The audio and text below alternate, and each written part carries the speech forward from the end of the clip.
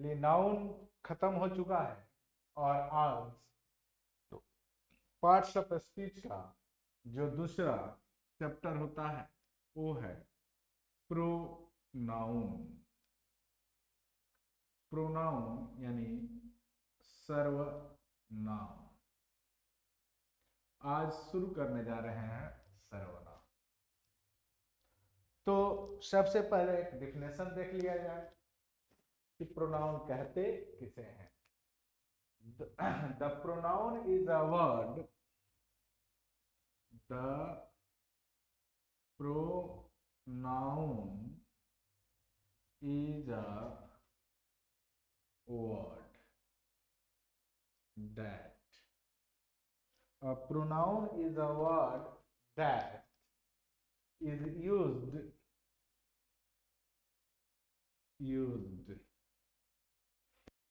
A pronoun is a word that is used in place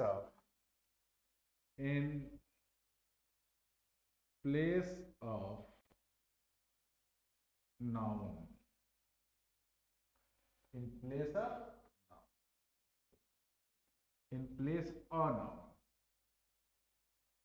अब समझना है, ये डिफिनेशन है इसका। कहता है कि प्रोनाउन वह शब्द है जो किसी वाक्य में नाउन के स्थान पर आता है, यानी संज्ञा के स्थान पर आता है। यानी किसी वाक्य में संज्ञा के बदले यानी संज्ञा के स्थान पर आने वाले शब्द को प्रोनाउन कहते हैं, सर्वनाम कहते हैं। अब ये तो डिफिनेशन हुआ, लेकिन आप इसको नोट करेंगे क्योंकि जब भी एरर की बात हो तो हम थोड़ा सा डीपली पढ़ने का प्रयास करते हैं और इसमें हमें कुछ और एक्स्ट्रा चीज भी सीखना होता है। तो कहेंगे कि pronoun is a word.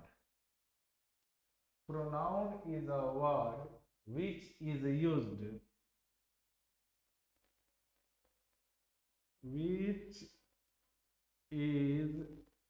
used pronoun is the word which is used to check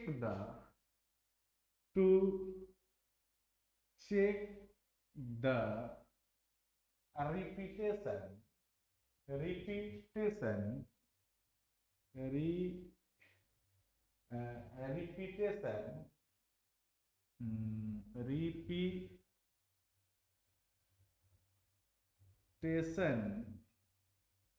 यानी पुनः आवृत्ति, repetition of a noun in a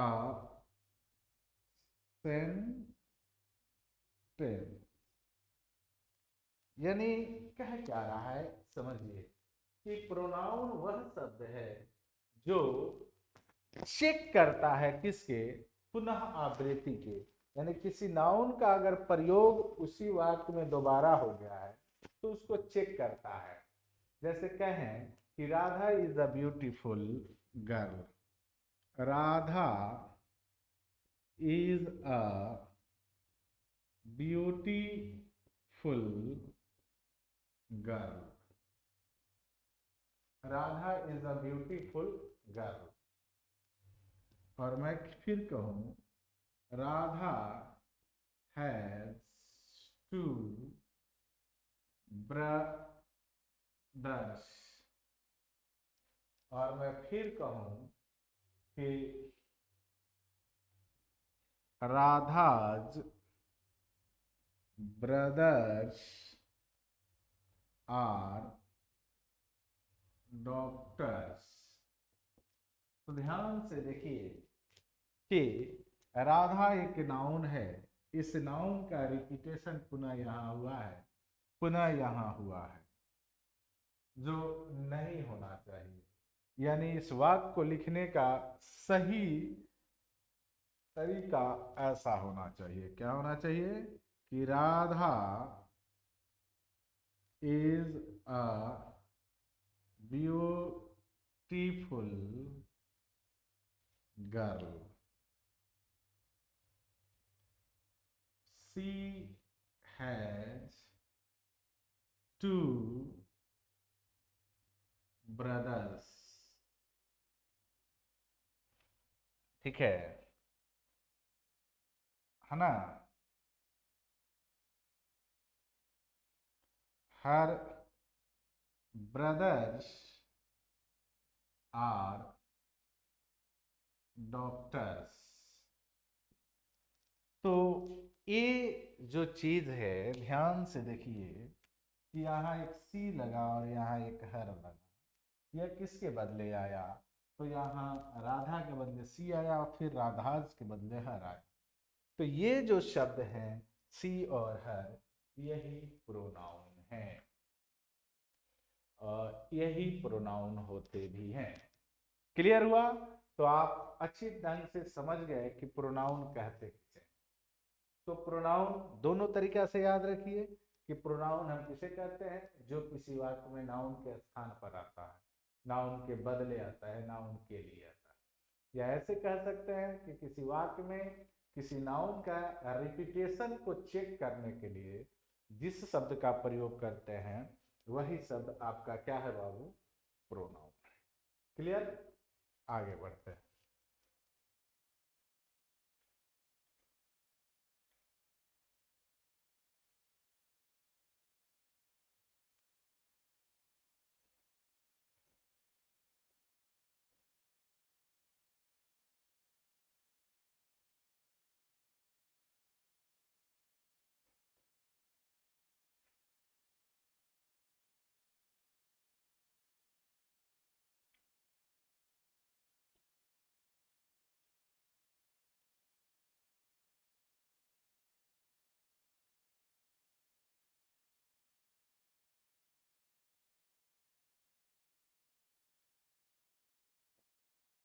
जैसे राम के लिए ही आ जाएगा, उसी तरह राधा के लिए सी आ जाता है। फिर मान लीजिए कि टेबल आ जाए तो इसके लिए इट आएगा। तो ये जो शब्द हैं यही प्रोनाउन, ये जो शब्द हैं यही प्रोनाउन है। अब एक नोट इसमें समझना है। क्या नोट समझना है? ध्यान दीजिए, नोट समझना है कि both noun and pronoun are the same. Both noun and pronoun, noun and pronoun are the same, are the same। बहुत इंपॉर्टेंट चीज है ये कि देखिए क्या यहाँ बताना चाह रहे हैं कि नाउन और प्रोनाउन सेम होना चाहिए। जैसे देखिए मान लीजिए मैं यहाँ लिखूं लता, क्या लिखो? लता। तो लता क्या होगा बाबू? सब्जेक्टिव केस होगा, सब्जेक्टिव केस होगा। क्लियर है? और लता के लिए हम अगर यूज करेंगे सी, तो याद रखेंगे कि सी भी सब्जेक्टिव केस ही होता है। यानी सी भी जो होता है वो क्या होता है? सब्जेक्टिव केस ही होता है। उसी तरह अगर बात करें लता, तो लता जेंडर की अब बात करते हैं तो फेमिनिन जेंडर है ना जी, स्त्रीलिंग है। उसी तरह सी भी है जो फेमिनिन जेंडर ही है। यानी आप देखिए कि लता और सी में कोई अंतर नहीं है। ये सब्जेक्टिव है तो ये भी सब्जेक्टिव है। लता अगर फेमिनाइन जेंडर है, फेमिनिन जेंडर है, तो सी भी क्या है बाबू? फेमिनिन जेंडर ही है। क्लियर है? अब अगला अंतर देखिए मैंने सेम कैसे है। जैसे को मैं कहूँ कि लता, अगर पर्सन की बात कहा जाए तो लता थर्ड पर्सन है। क्या है बाबू? थर्ड पर्सन है। लता क्या है? थर्ड पर्सन है। तो उसी तरह अगर सी की भी बात कही जाए तो सी भी क्या है बाबू? तो थर्ड पर्सन ही है। क्लियर है? और अंतर देखते हैं, मैंने समानता देखते हैं, अंतर नहीं। मान लिया लता को कहें कि ये सिंगुलर है। क्या है? सिंगुलर है। तो बाबू सी क्या है? तो सी भी सिंगुलर ही है।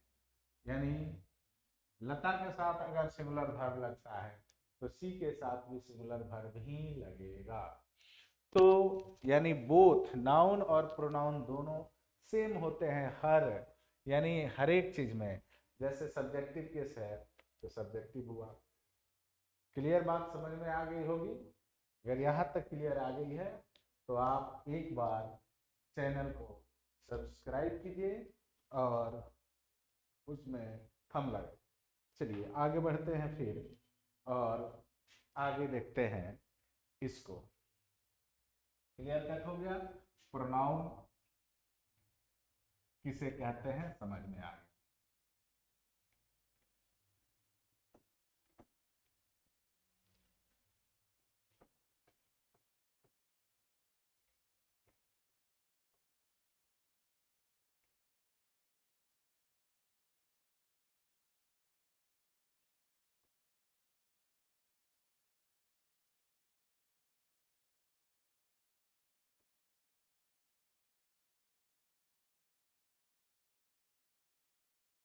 चलिए अब हम काइंड्स ऑफ प्रोनाउन की तरफ बढ़ते हैं, यानी इसके भेद कितने होते हैं।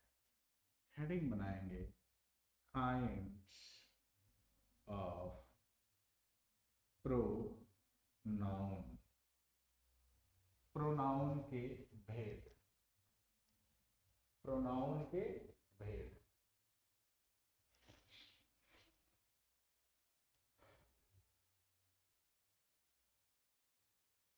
चलिए, वैसे तो प्रोनाउन को कई, कोई 7 पढ़ता है, कोई 8 पढ़ता है, कोई 11 पढ़ता है। ठीक है, आइए हम लोग कहेंगे कि there are 10 kinds of pronoun. There are 10 kinds of pronoun. यानी प्रोनाउन के कितने भेद हैं? तो 10। पहला पर्सनल प्रोनाउन। पहला पर्सनल प्रोनाउन। दूसरा पजेसिव प्रोनाउन। क्या पढ़ेंगे इसको? पजेसिव पढ़ेंगे। तीसरा रिलेटिव प्रोनाउन। चौथा रिफ्लेक्सिव प्रोनाउन। चार हुआ। पांचवा रिसिप्रोकल प्रोनाउन। Reciprocal pronoun. छठा interrogative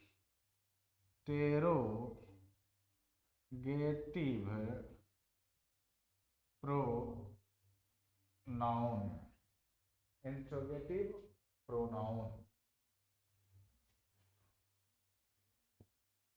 indefinite pronoun। indefinite pronoun।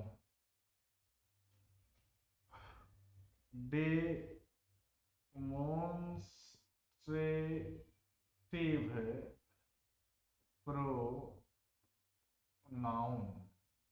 Demonstrative pronoun 9 number, distributive pronoun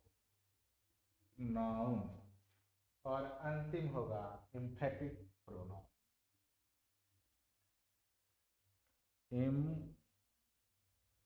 emphatic pronoun, emphatic pronoun. अब मैं आपको इसमें किसी किसी पर स्टार लगा रहा हूं। क्यों लगा रहा हूं? क्योंकि ये बड़े इंपॉर्टेंट हैं। तो देखिए, ये आपको हर हाल में समझने की जरूरत है। क्लियर है? उसी तरह इसको भी समझने की बहुत ही जरूरत है। उसी तरह इंडेफिनिट, इसको भी सीखने की काफ़ी आपको ज़रूरत है। इसके बाद इंट्रोगेटिव, इसको भी सीखने की काफ़ी आवश्यकता है। और एक डिस्ट्रीब्यूटिव होगा। यानी वैसे तो सीखना सब है बाबू, लेकिन विशेष रूप से जिस पर मैं स्टार लगाया हूँ, इस पर आप ध्यान देंगे। क्यों ध्यान देंगे? क्योंकि मैक्सिमम टाइम यहीं से क्वेश्चन आपसे पूछे जाते हैं। हमेशा आपसे जो क्वेश्चन पूछे जाते हैं, मैक्सिमम टाइम यहीं से क्वेश्चन पूछे जाते हैं, इसलिए आपको यहाँ पर ध्यान देना होगा। चलिए, अब हम लोग शुरू करेंगे एक एक प्रोनाउन को पढ़ना। यहाँ तक आप क्लियर हो गए कि प्रोनाउन किसे कहते हैं? कोई दिक्कत नहीं है। तो अब हम आगे बढ़ते हैं पर्सनल प्रोनाउन के तरफ।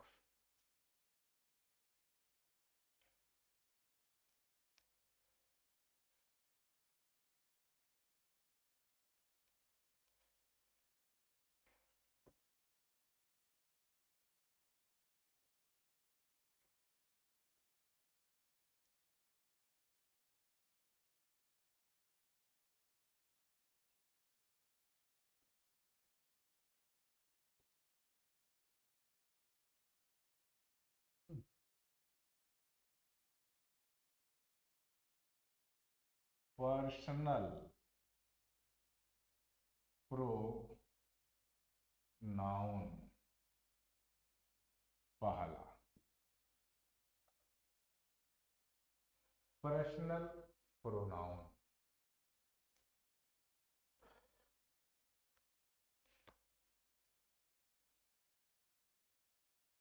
पर्सनल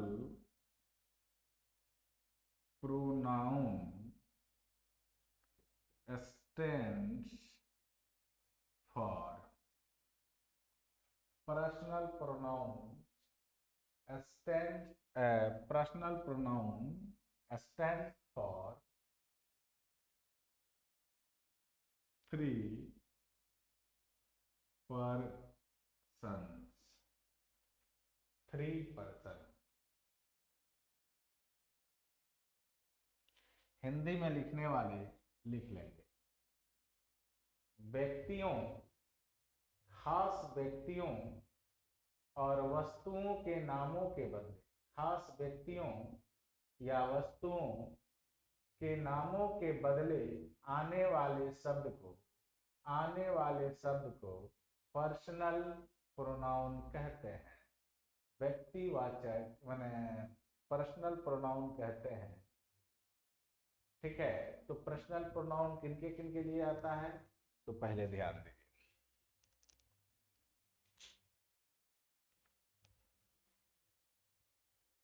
फर्स्ट पर्सन, आई और we. Second person, you. Third person, he, she, it, they, one. ये है बाबू माने ये जो हैं वही हैं पर्सनल। कहीं आप डायरेक्ट चाहो तो लिख सकते हो कि I, we, you, he, she, it, they, one are called personal pronoun. क्यों? क्योंकि इसका निर्माण किससे हुआ है? तो पर्सन से हुआ है। क्लियर है? अब समझते हैं।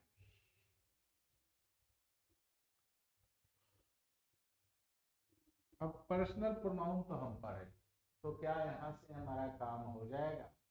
इतना पढ़ लेने से क्या पर्सनल प्रोनाउन से मेरा पीछा छूट जाएगा? मेरे कहने का तात्पर्य है कि यदि कोई क्वेश्चन आए तो क्या ये बन जाएगा? तो ये देखना है। जैसे अब क्वेश्चन बाद में देखते हैं, पहले हम लोग इसके फैक्ट के ऊपर चलते हैं। Facts of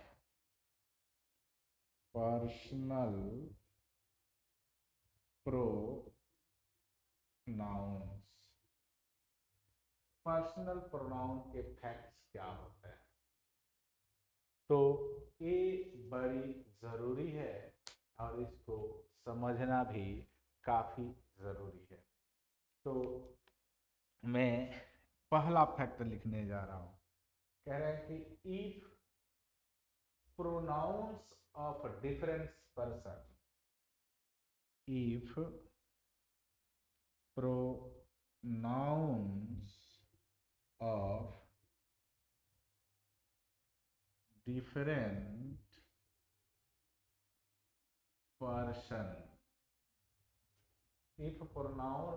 if pronouns of different persons come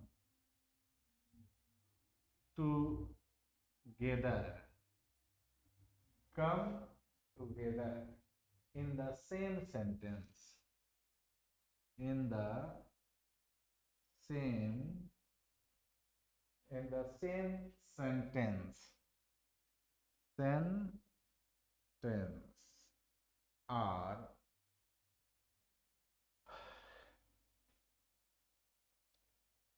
arranged in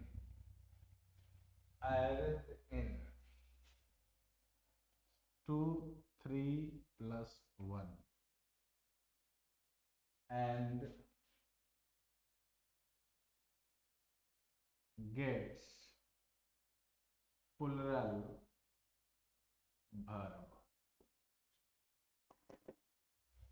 Hindi में लिखने वाले आप लिख लेंगे जरूर, बिहार बोर्ड के चूंकि ये क्लास चल रहा है। कि यदि भिन्न भिन्न प्रकार के पर्सन एक साथ आए, यदि भिन्न भिन्न प्रकार के पर्सन एक साथ आए, किसी वाक्य में एक साथ आए, तो उन्हें 231 के क्रम में लिखते हैं, 231 के क्रम में लिखते हैं तथा भर भी प्लुरल लेते हैं, तथा भर भी क्या लेते हैं? प्लुरल लेते हैं। ये बात आपको गांठ बांध लेनी होगी कि यदि मान लीजिए किसी वाक्य में सेकंड पर्सन भी आए, थर्ड पर्सन भी आए और फर्स्ट पर्सन, तो उन्हें ऐसे नहीं लिख सकते हो कि पहले फर्स्ट पर्सन लिखे फिर सेकंड पर्सन, या पहले थर्ड पर्सन फिर सेकंड पर्सन या फिर फर्स्ट पर्सन। नहीं, उनका एक क्रम होता है और वो क्रम होता है 200। आप उसे किसमें लिखेंगे? 231 के क्रम में ही लिखेंगे।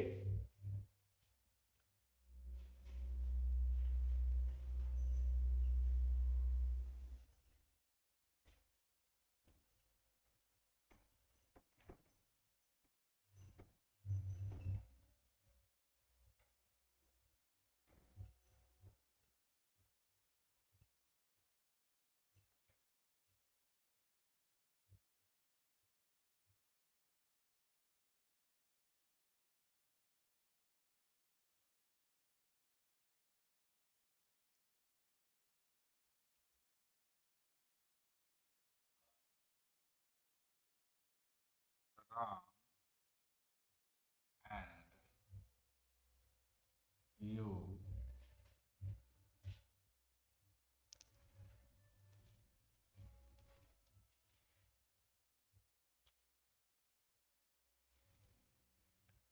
कह रहा है कि I, Ram and you can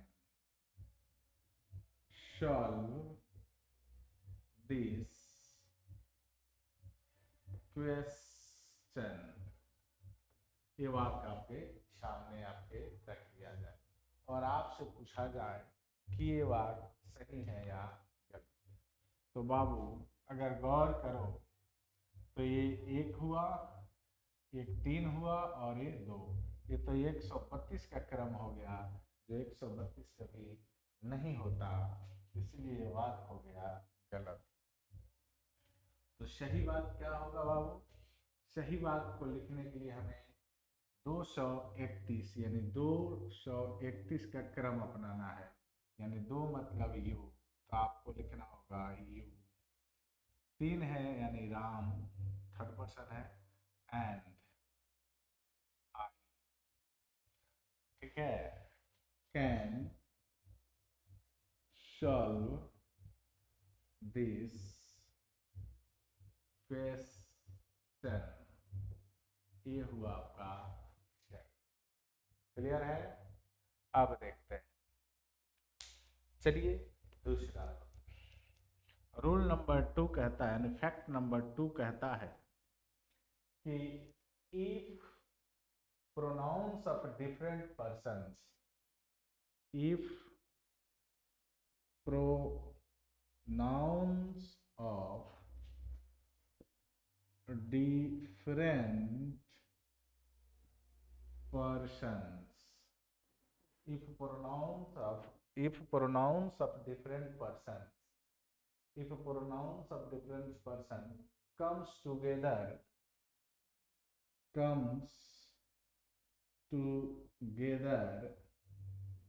in the sentence,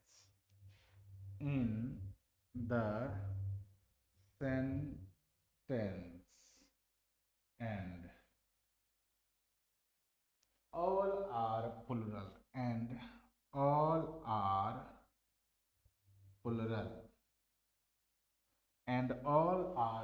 यानी सभी के सभी प्लुरल और मिक्स्ड, ऑल आर प्लुरल या और मिक्स्ड, आर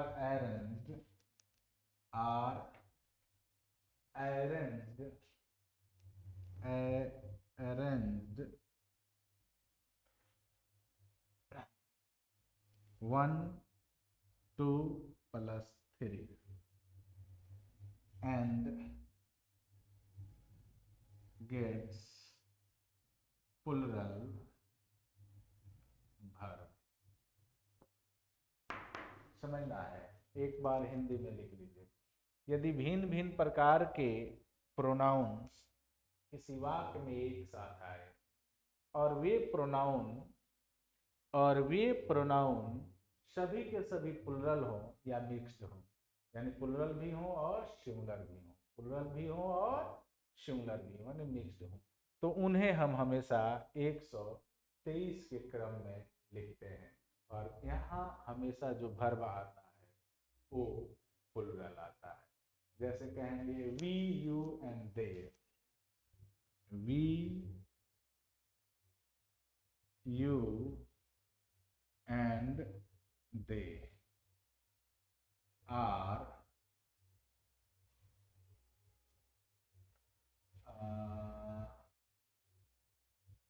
coming here। वाक्य आपका स्पष्ट है और सही है, क्योंकि ये हुआ आपका फर्स्ट, ठीक है, ये हुआ सेकंड और ये हुआ थर्ड। अब आप चाहो तो ये प्लुरल है, इसको प्लुरल समझो या सिंगुलर समझो, तो ये जब आएंगे तो उनका क्रम क्या होगा, तो फर्स्ट यानी 123 का क्रम होना चाहिए। तो आज इस वीडियो में इतना ही, लगातार पढ़ेंगे वीडियो को, एक भी वीडियो नहीं छोड़ेंगे। मैं प्रोनाउन का 1 2 3 4 ऐसे वीडियो डालते जाऊंगा। तो ये पहला वीडियो था प्रोनाउन का, और अब दूसरा वीडियो मिलेगा नेक्स्ट कल तब तक के लिए इंतजार कीजिए। Good bye.